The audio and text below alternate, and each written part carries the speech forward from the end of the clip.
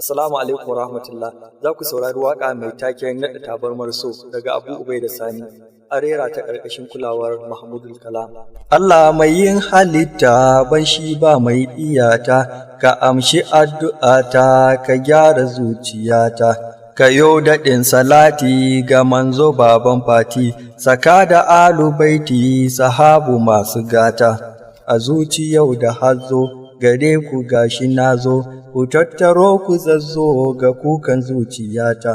An karya duk laguna, an rusa tanadina, na saba alkawarna da naiwa zuciyata. Na dai faɗi a baya, a so ni ba ni ƙarya, na so na yo soyayya da dukkan zuciyata. A sannu sai ko kwatsam na faɗa tarko, na so da ke da ƙarko an kama zuciyata.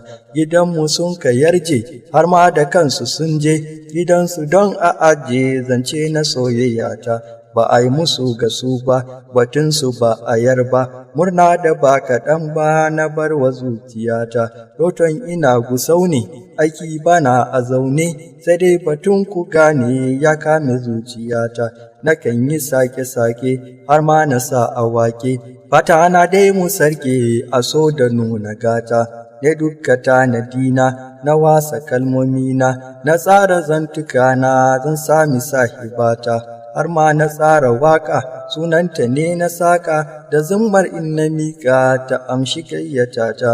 Na laƙewa yayanta don tambaya a kanta, domin sanin halinta ban saɓa ƙa'idarta.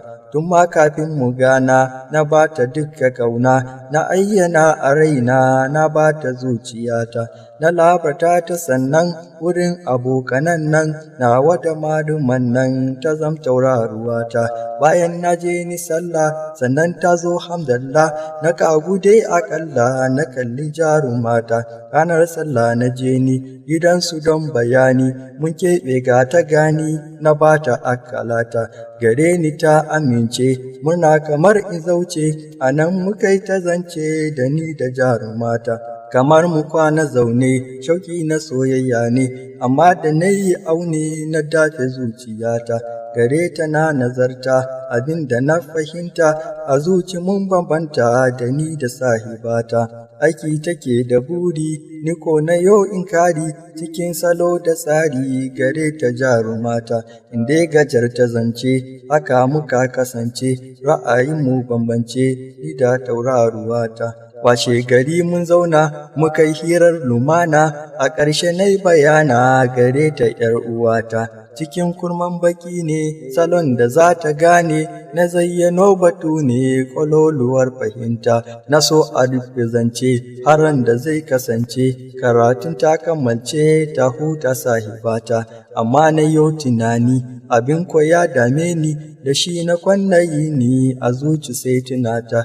Idan a ce na share muka yi nisa a tare, ƙarshe ko mun ka ware na cuci sahibata. Tamkar fa yaudara ce a ce wai mun kasance, ƙarshe na zo na kauce na bar ta jarumata.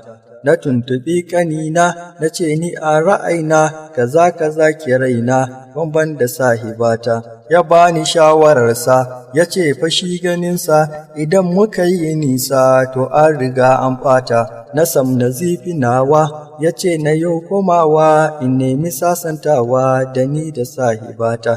Na je ga ‘yar uwata wato nufi yayata, ta nuna damuwarta gani da jarumata. Abin ya tushen kayi na rasa yadda zan yi, kashe na ce abin yi in samu sahibata.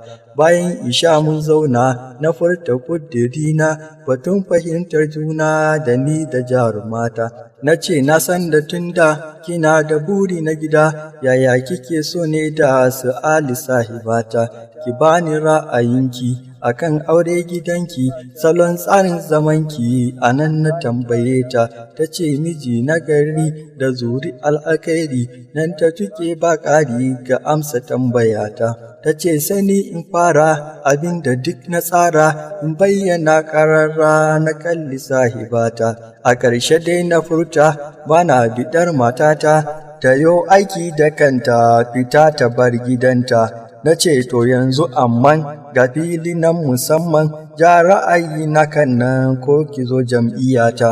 Bayaninta kaɗan ne ta nuna taimako ne, na ce in ko hakan ne tambaya sahibata, idan fa wagga aiki ba a biya gare ki, ko sisi ba a baki za ki yi sahibata. Ta ce ko za ta yi shi, gare ta ne murmushi, sannan na ja numfashi bayan na fuskance ta. Idan miji na aiki sannan mata na aiki, ki yi tuni da kanki ya ne fa zai zamanta. Gidan ga ko an kulle da ƙarfi za a ɓalle, ko katanga a tsalle ba mai hana su sata, ko mai gadi ya zauna domin gujewa ɓarna, to duk cikin wane na zai kama zuciyata.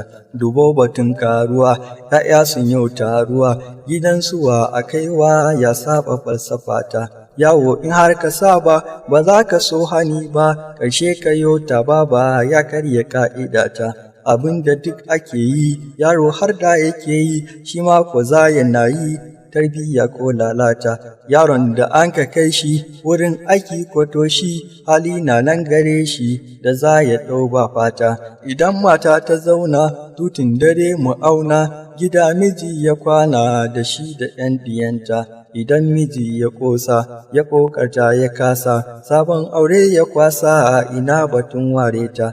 Amarya in ba ta aiki, duk littafai na kirki zai kai su nata ɗaki, mataimako ce ita. Akwai gida aƙalla idan aika an kulla, zuwa gidan kowalla ta yiwu an rasa ta. Samun matar sakila mijin mu ce ya Allah, akwai tarin wahala da wallaba a fata. Wannan bacin fazargi da za a yo gare ki, domin fitar ki aiki haɗuwa maza da mata.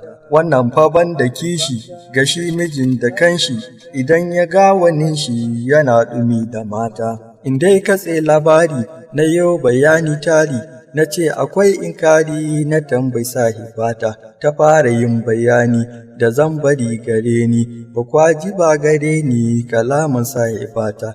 A nan na sake lura, dabara babu saura, sai ko in zana tsara, karya ga sahibata. Wato na ɗaya amince alhali yaudara ce, bayan aure muke ce da ni da sahibata. Da dai kwani ne ƙarya, ƙarshe in shiga zariya, to gara nan a tsaya ba na ƙarya ga mata. Ban ce aiki ba kyau ba, ba a yi ba shiri ba, special plan ba shi ne ɗai manufata. Tilas ba na sakawa, ‘yanci na nan ga kowa, tunani ko na saɓawa ko ko salon fahimta. Ba ni zaɓi a ƙarshe, na yo amai na lashe, tabar maso na kwashe, da ɗai ta zam ƙanwata. Na zaɓi in rasa ta, a kan da in tauye ta, ra'inta in hana ta, na yafe soyayya ta. Tuni na alƙawarta, yin addu'a gare ta, samun miji irinta, mai ra'ayin aikinta. Ni ban yi yaudara ba, ban ko saka a rai ba, ni za a yaudaran ba, ‘yanci ne manufata. A nan ne zan takaita, Abu Ubai da yaita, ɗan sani zani huta, in reni zuciyata.